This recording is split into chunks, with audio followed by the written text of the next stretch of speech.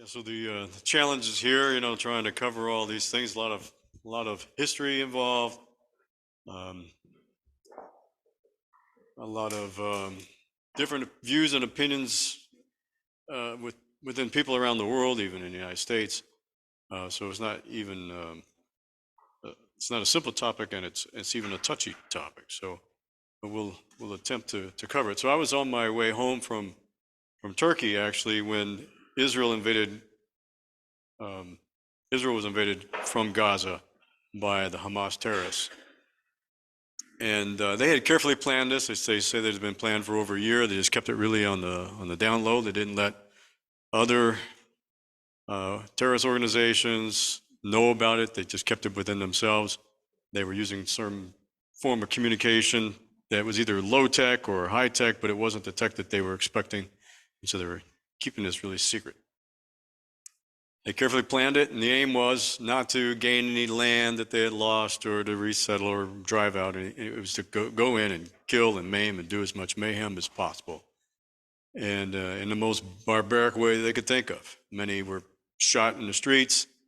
You heard about the music festival, perhaps, where they started launching some rockets in there, but they did so to scatter them off into a direction where they already set up a bunch of people with guns, waiting for them to come running to them. So they had it planned out in ways that they can kill as many people as they could. If they couldn't shoot them in the streets, they burned them in their homes. Women were raped and killed. Even children were killed. The elderly were killed. They even beheaded a lot of people.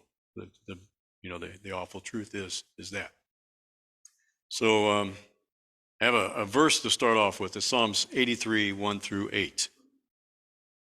So Psalm 83, 1 through 8 says, "Keep not thou silence, O God, hold not thy peace, and be not still, O God, for lo, thine enemies make a tumult, and they that hate thee have lifted up the head. They have taken crafty counsel against thy people, and consulted against thy hidden ones. They have said, Come, let us cut them off from being a nation, that the name of Israel may be no more in remembrance. For they have consulted together with one consent, and they are confederate against thee." So, just looking at this verse here kind of gives us the mindset of what people are doing. The verse describes it well, and it's interesting that the verse would do that, but it really tells us who these people are and what their thought is. They want to remove Israel from being a nation and erase their name from the earth. They have when we were visiting Israel years ago, they would go through and show us different places where some of the Arabs there or Palestinians there would go into, say, like the Temple Mount and dig down inside and try to find any of the artifacts down there from within the temple and destroy it. They would just grind it up and dump it out. They wanted to remove any evidence that there was ever a kingdom of David that existed there. Okay, and so they're trying to change history, rewrite it. So many looking at what's going on here, they say the reason why all this has happened is because of the way Israel is treating the Palestinians in the area. I don't know if you're hearing what all you're hearing, but there are a lot of people, even in the United States, a lot of politicians particularly, that are trying to promote the idea that Israel is mistreating the people there, and it isn't really our place to try to make judgment one way or the other on how they're dealing with it, frankly. But would it be accurate to say that it's all because of this? They're also saying that Israel has no right to be there. So there's the argument and the position that's being promoted. And even in light of all the things here, I thought, well, maybe a lot of that stuff would be washed away, that they would stop pushing some of those thoughts. But even now in Detroit, I believe it is, they're protesting as a pro-Palestinian movement right there in America. So what we want to know is, what does the Bible say? What should our stand be as Christians according to what the Scripture says? What do the Palestinians really want? That's another good question. What are they looking for? And whose land is it anyway? So these are the kind of questions that we hope to cover. So I'm going to go through things kind of briefly to give an overview. I try not to go quickly because that tends to just cover too much stuff without being able to retain it. But if we looked at some of the questions of the history, we can see in the scriptures, we can see very clearly, and I'll just kind of give references for those that want to write it down, but like Genesis 12, 1-3 tells us that Abraham first entered Canaan land, and we can historically place that about 2100 BC. Quite a long time ago, over 4,000 years ago. Hey, by the way, welcome back, Alex. Good to have you back. It was in England and baptized a woman out there on behalf of the ministry. We'll hear more about that, I'm sure, soon. So anyway, he told Abraham to get out of the country from his kindred and from his father's house into a land that he would show him. And he said, I will make of thee a great nation, and I will bless thee and make a name great, and thou shalt be a blessing. And I will bless them that bless thee, and curse them that curse thee, and in thee shall all families of the earth be blessed. So we think, well, where should we stand in all this? Well, we know that if we bless Israel, we'll be blessed, and they're there to be a blessing to the world. So I think already we know where we should be. Even in Genesis 12, we're going down just a few verses more from 6 and 7, it says, I'll just say 7, and the Lord appeared to Abraham and said, unto thy seed will I give this land. So there's also, we know whose land it was given to, even back 2100 BC. You can look at more Genesis 13, verses 14 and 15. He had him go and look. He said, you look to the north, south, east, west, whichever way you look, all that land you see, I'm going to give it to you for you and your seed forever. And it goes on with other verses as well, many more. So the Jews dwelt there as God had promised beginning around 1400 BC. That's when Joshua entered into the promised land, about 1400 BC. And it says in Joshua 21:43, and the Lord gave unto Israel all the land which he sware to give unto their fathers, and they possessed it and dwelt there. So about 1400 BC, depending on who you're listening to for the historical record, but if they're off, if there's any differences, they all confirm that Israel was there. God foretold that Israel would be scattered and later restored to their land. That's in Deuteronomy 30:1-5. So they weren't going to be there forever. They were going to be scattered out of the land, but then God was going to bring them back again. So God gave it to them, but he related, some things are all connected together. The covenant, the land, and the blessing were all connected. If the people stayed in the land and kept the covenant, they would be able to stay in the land. But if they didn't keep the covenant, God was going to drive them out of the land. That was the way it was. And so they didn't keep the covenant, and God drove them out. Deuteronomy 30:1-5 tells you this. And I will read verse 3. It says, that then the Lord thy God will turn thy captivity and have compassion on thee, and will return and gather thee from all the nations whither the Lord thy God hath scattered thee. So he says he's going to send them out, but he's going to bring them all back in again. In verse 5, and the Lord thy God will bring thee into the land which thy fathers possessed, and thou shalt possess it. And it goes on, but he's going to bring it back, and they're going to repossess that land. And we see that that didn't happen right away. First, Israel came in with Joshua. They drove out the inhabitants. They established the kingdom there. The very first kingdom is called the First Commonwealth, the kingdom of David, that begins about 1000 BC. And you can read about that in 2 Samuel 7. But God speaks to David and tells him in verse 12, it says, I will establish his kingdom. And it says, I will establish the throne of his kingdom forever in 13. And down in 16, it says, thine house and thy kingdom shall be established forever before thee. Thy throne shall be established forever. And one of the reasons why he will establish it forever is because when he made the covenant, he made it a unilateral covenant. I mean, it was only a one-sided covenant. God made the covenant with Abraham. Abraham accepted it, but Abraham didn't make the covenant with him. And it says so in Psalm 89:30-37. It says, if his children forsake my law and will not, and walk not in my judgments, if they break my statutes and keep not my commandments, then will I visit their transgression with a rod and their iniquity with stripes. Nevertheless, my loving kindness will I not utterly take from him, nor suffer my faithfulness to fail. My covenant will I not break, nor alter the thing that has gone out of my lips. Once I have sworn by my holiness that I will not lie unto David. His seed shall endure forever, and his throne as a sun before me.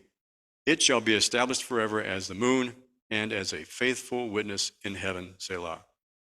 So now we know that over periods of time, first the northern kingdom of Israel was taken away captive, but then the southern kingdom of Judah falls about 586 to Babylon.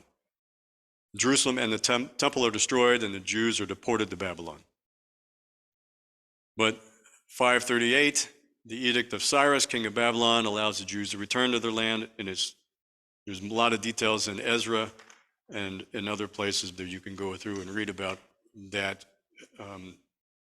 Darius, Xerxes, others confirm these things and support, take all the artifacts that were taken by Nebuchadnezzar, give them back to the people, give them lots of money, send them through, and they go back. And even Ezra 2, which describes some of this earlier on, it says the whole congregation together was 40,002,303 score, besides servants and their maids, of whom there were 7,337. So there were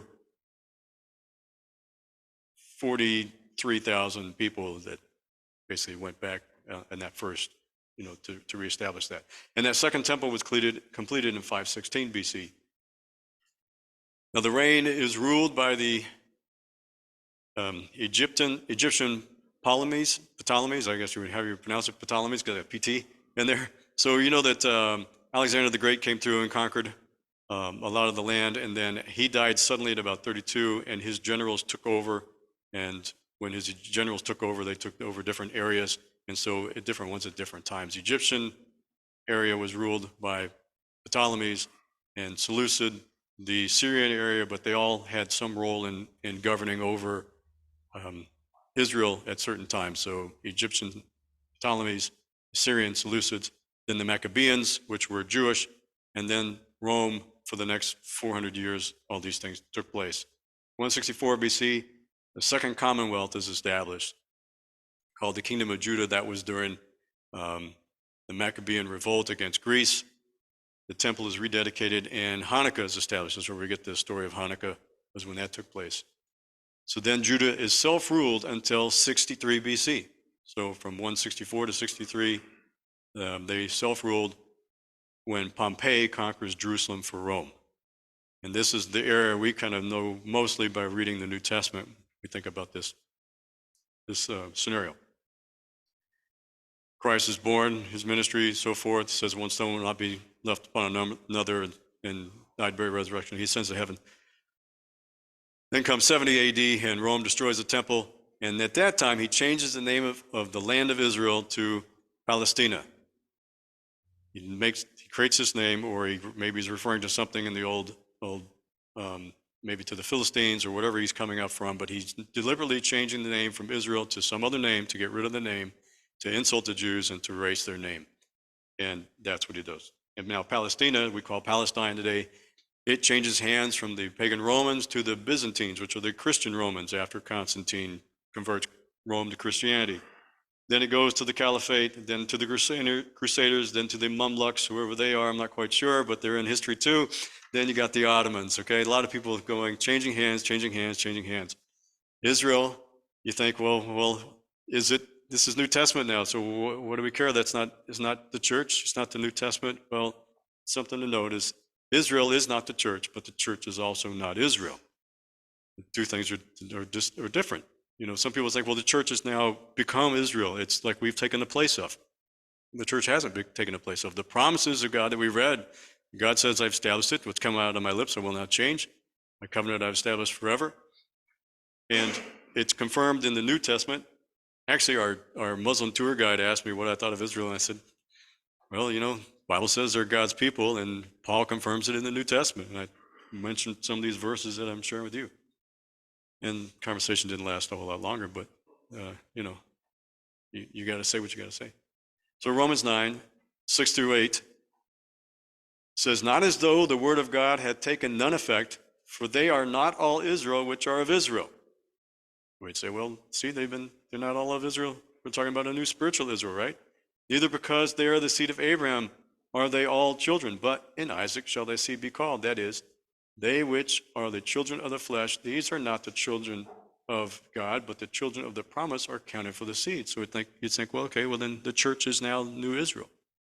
But we know that in many other places, and I'll just mention one first, then we'll get to others, but in Jeremiah 31 through 34, we look at all this talking about the New Testament, but he's speaking to the Jewish people. It says, behold, the days come, saith the Lord, that I will make a new covenant. Or you may say, I will make a New Testament. So here in the Old Testament, God says he's going to create a New Testament with the house of Israel and with the house of Judah. So we know there's still something to come for them. It's been given, and the Gentiles have accepted it, but he's still going to give it to the Jewish people. And there's a purpose behind all of this, why it's given to the Gentiles, to provoke the Jews to jealousy, but he's still planning to finish what he began. So here we go back through history a little bit further along now. We're going all the way up to 1918.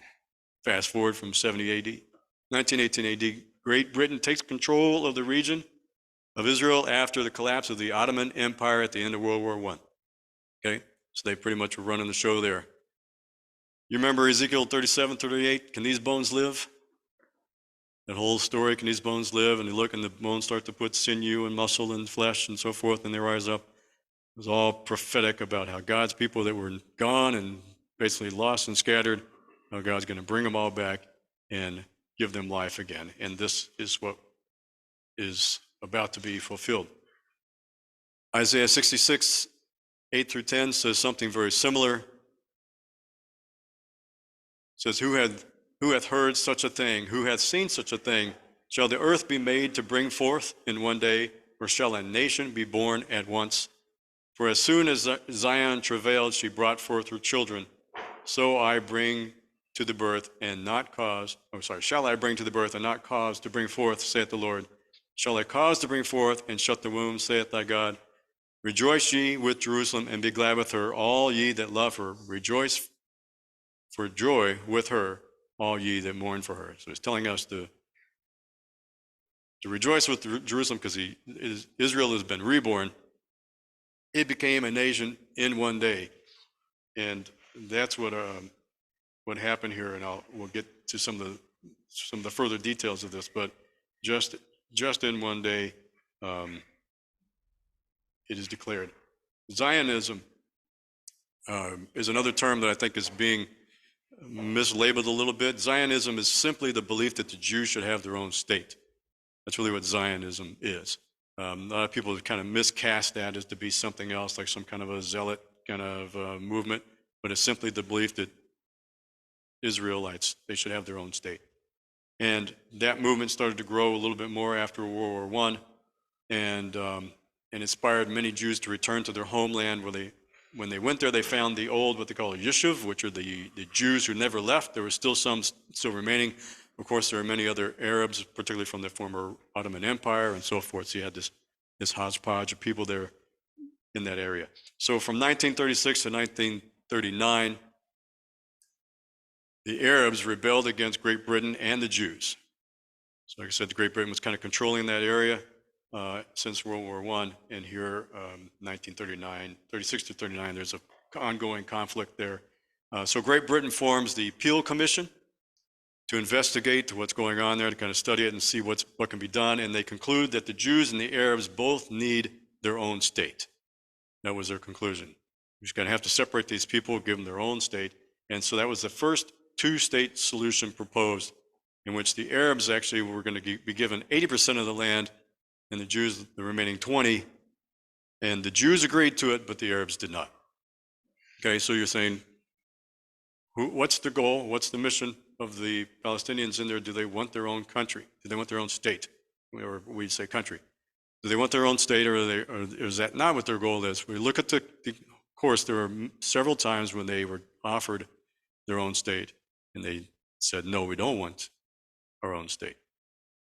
There are also opportunities that other Muslim nations had in controlling the area, and we'll talk about that, but where they could have established a place for the Palestinians during the time that they controlled that, and yet they did not. Okay, so that was 36 to 39. In 1947, following World War II, the UN votes for a two-state solution in the form of the State of Israel and the Arab state. So that's what happened. They said, okay, Great Britain said we need some help. They involved the UN. The UN goes to a vote, so overwhelmingly comes back, yes, we're going to form a two-state. Israel says, yay, let's do it. They accept the proposal. The state of Israel is now born in a day. There was a vote taken, and now there's a state of Israel. However, the Arabs rejected the proposal, and the ensuing conflict erupted into the Arab-Israel War, causing the newly formed state of Israel to defend itself from Transjordan, which today is Jordan, Egypt, Iraq, Lebanon, and Syria. All at one time, they all got into this immediate conflict with them, fighting all the different countries. They were just became a nation, and suddenly they're at war.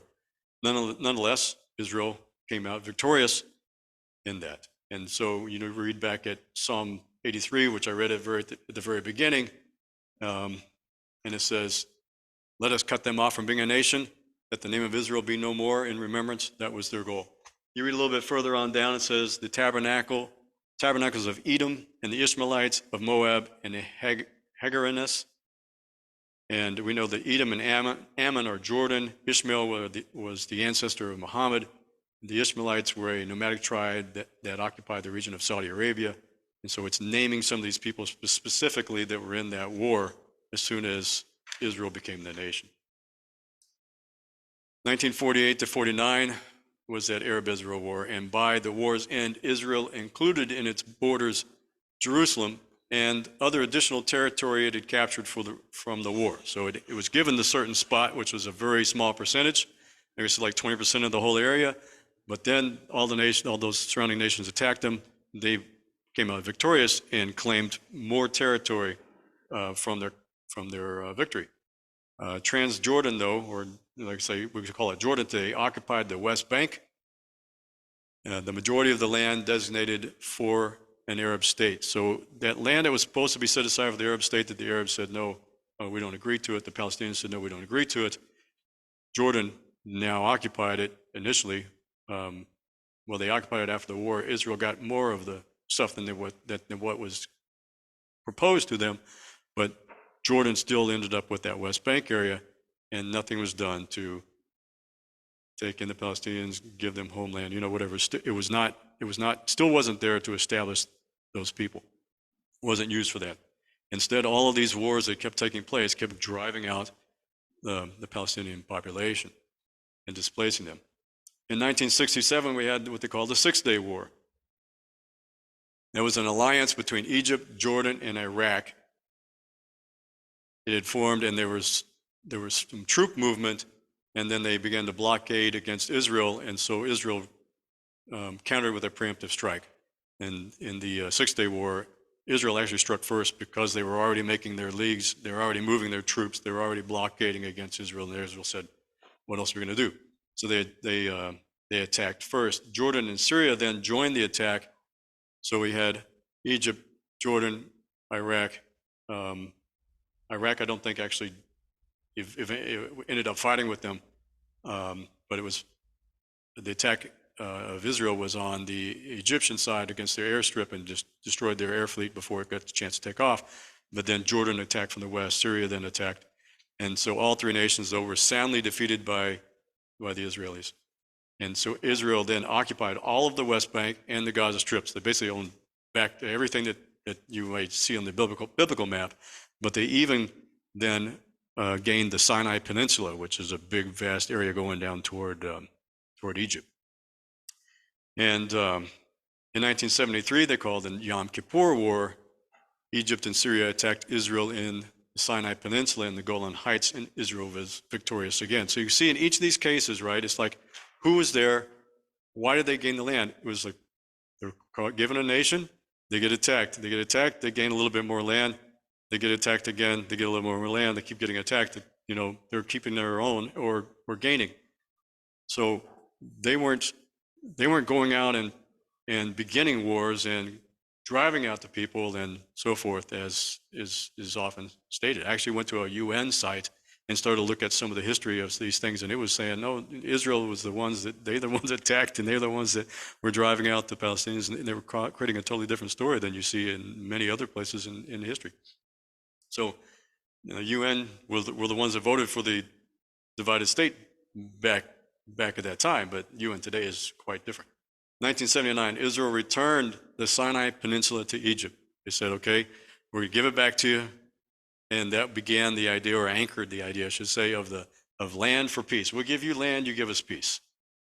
Okay? And that was what they've been trying to do now. We give you land, you give us peace, we'll give you some spots, and we'll stop the war and the fighting. But the question is, does that work? Has that given us the results that they're looking for?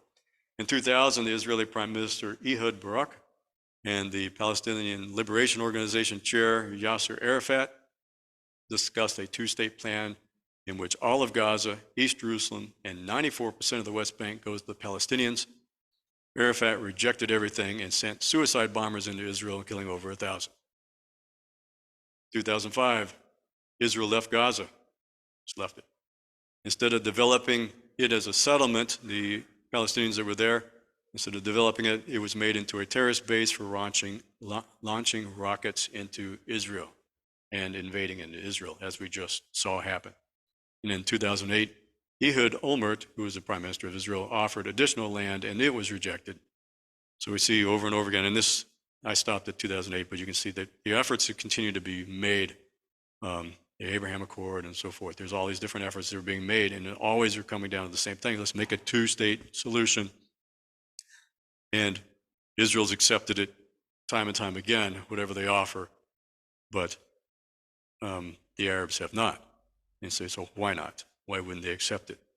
Well, as we read in Psalm 83, they're not asking for a place. They want to get rid of Israel. That's their goal. So how can you make peace with somebody who doesn't want peace? All they want is to get rid of you and kill you. What are you going to do? Now, there's reference in Ezekiel 38. We're talking about the Ezekiel 38 war. A lot of speculation on this, what it means, when it happens, did it happen already, that kind of stuff.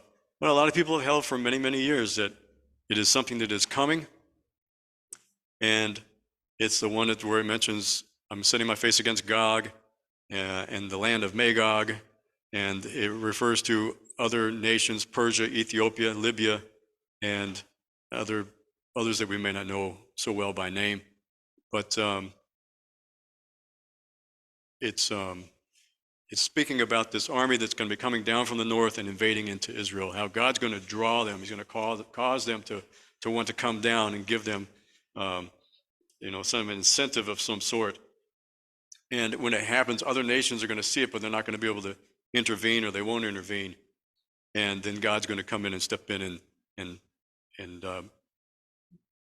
create. He's going to prove himself before all the nations and gain the glory by soundly defeating those that are come against his people, because they're going to come down against Israel to, it says, to take prey and take spoil. So it's often thought that that's Russia and Iran, which it says Persia, and then Ethiopia and Libya, and maybe Sudan and some others that will come in and join into this. And so as we're looking at things happening since Saturday, you can start to see how things start to shape up and take sides. You're seeing a little bit more of, if that's the case, if this is what we're looking for, it would make sense to me, because you're seeing more and more of these lines being drawn, who's standing where. And so I'm going to go down a list of some of the responses that have come out since the attacks began on Saturday. Russia has blamed Israel for not allowing a two-state solution and has been supplying Iran with training and weapons for many years anyway. But their bond has only strengthened over the recent years. Iran supplies UAEs to Russia also, so they've been doing an exchange. Russia and Iran have been very, very chummy lately, especially during the Ukraine situation.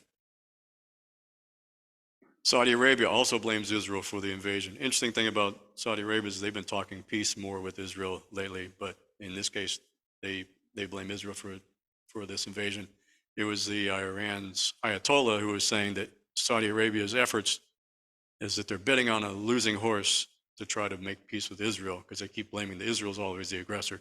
But they were giving some credence to the fact that Saudi Arabia really was trying to do this. But in this case, they're blaming Israel for the invasion.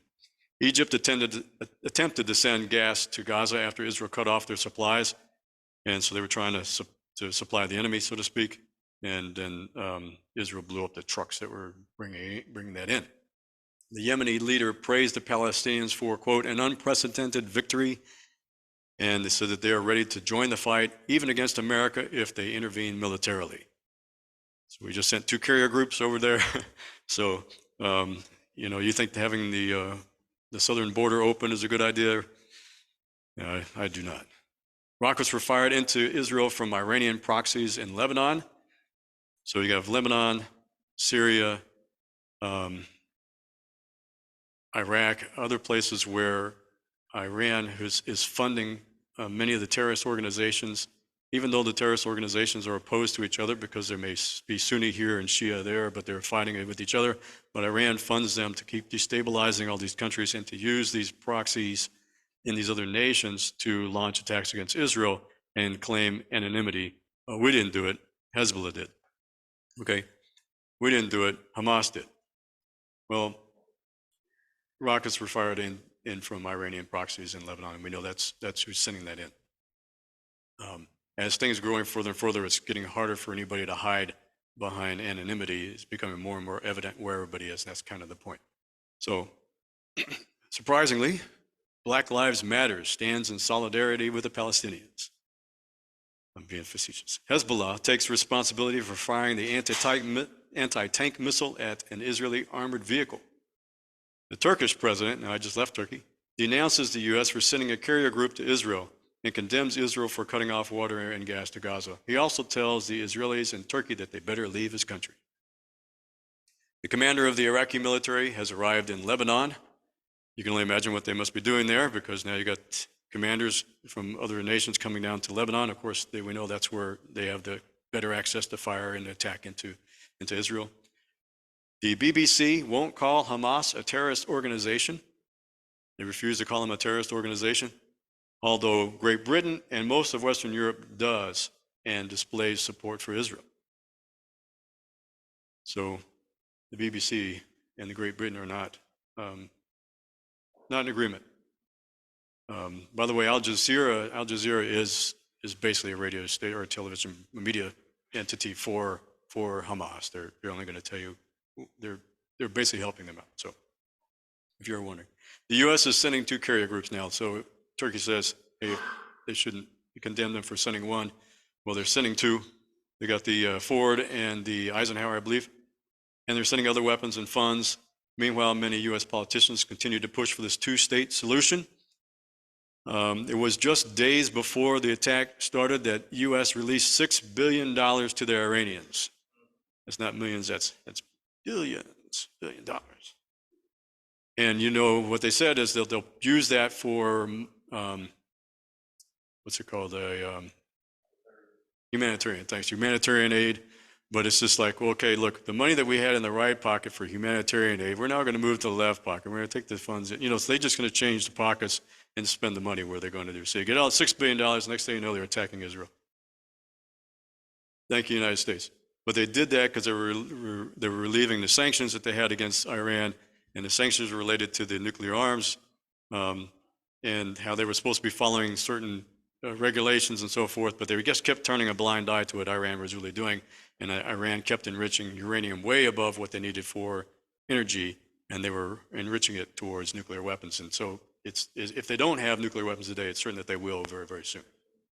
Israel was previously rocked by clashes between conservatives and progressives inside its own country, so there were all these protests that were happening. Netanyahu became president because the Ehud Barak he lost popularity in the vote. So the way they do it in that country is they have a vote as soon as somebody's popularity drops low enough, they re-vote. Like instead of waiting another 4 years to the end of the 4-year term like we're doing here, they have to do it right away. Netanyahu made it back in again, but the progressives in their country started protesting for all types of things in their country, and now they're unified like they haven't seen in years. So this attack has caused them to really, really unify. And a lot of what they were protesting over or clashing over was what to do with the Palestinians. But after all of this, now they're all in one accord that they're saying, do whatever it takes to get rid of Hamas, because we can't live with them here, because they're not going to allow us to. So God's not done with this physical nation of Israel. He still promises to restore them. The promises still extend to them. We mentioned that briefly, and I'm going to kind of try to bring it to a close here. But Romans 11 addresses this, and this is what I referenced to the tour guide. Romans 11 says, I say then, hath God cast away his people? God forbid. For I also, Paul writing, am an Israelite of the seed of Abraham, of the tribe of Benjamin. God hath not cast away his people which he foreknew. Wot ye not, or know ye not, that what the Scripture says of Elias, how he maketh intercession to God against Israel, saying, Lord, they have killed thy prophets, digged down thine altars, and I am left alone, and they seek my life. But what saith the answer of God unto him? I have reserved to myself 7,000 men who have not bowed the knee to the image of Baal. Even so then at this present time also there is a remnant according to the election of grace. You can go on 11. He explains in chapter 11, verse 11, it says, have they stumbled that they should fall? God forbid, but rather through their fall, salvation has come to the Gentiles. So that we say this is where we are now. And so we have the Gentiles, which make up the church, and any believing Jews that are part of that are also making up the church. But it's saying that he let this to happen, their fall. Through their fall, salvation has come to the Gentiles for to provoke them to jealousy. So if he wouldn't provoke them to jealousy if he wasn't expecting some other outcome in the end.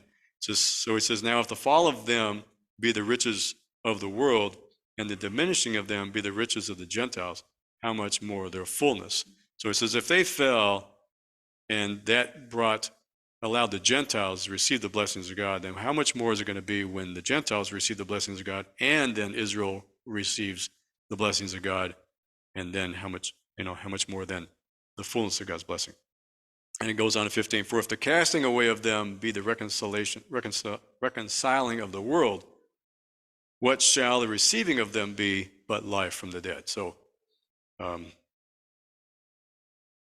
you can go on, but he's definitely talking about Israel as the ethnic Israel, not spiritual Israel.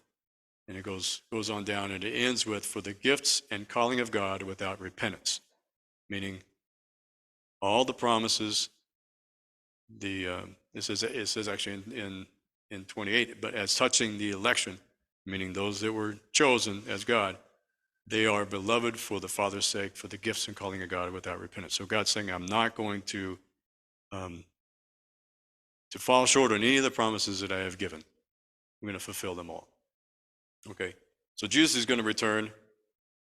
He's going to rule the nations from the earthly kingdom, and that's going to be established in Jerusalem, as it says at some point, God's going to deliver Israel from all the enemies that are going to mount against them, and when he does so, they're going to be helpless to defend themselves. God's going to come in and defend them, and they're going to say, it says they're going to look on him whom they have pierced. Okay, they're going to see him then, and they're going to believe, and they're going to accept him, and that's God's plan to turn it back around. And so we're looking for a physical deliverance to turn physical Israel into the spiritual Israel and join the church. So I'll finish with Psalm 122, 6-9. It says, pray for the peace of Jerusalem. They shall prosper that love thee. Peace be within thy walls, and prosperity within thy palaces. For my brethren and companions' sake, I will now say, peace be within thee. Because of the house of the Lord our God, I will seek thy good. Amen.